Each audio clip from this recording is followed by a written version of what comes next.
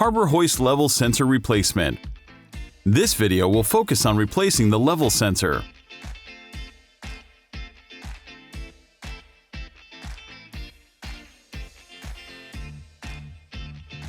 Verify there is no damage to the cable connecting the level sensor to the control.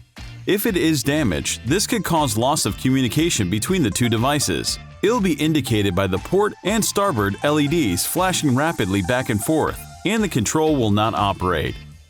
Using a Phillips screwdriver, remove the 4 screws on the front plate and around the perimeter of the housing. Remove the housing.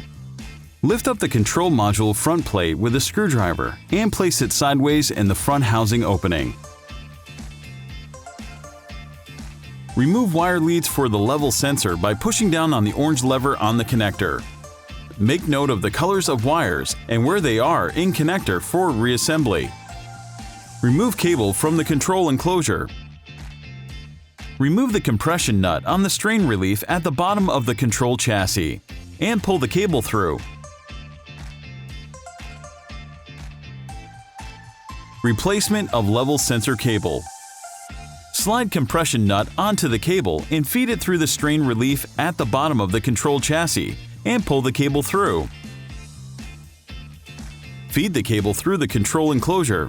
After this step, tighten the compression nut at the bottom of the chassis. Insert wire leads for the level sensor by pushing down on the orange lever on the connector. Make sure they are secure by tugging on them.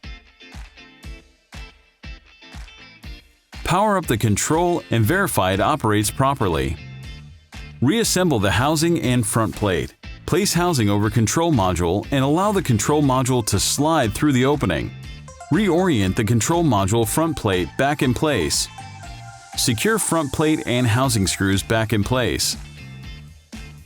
It's very important that you recommission the lift as instructed in the operation manual.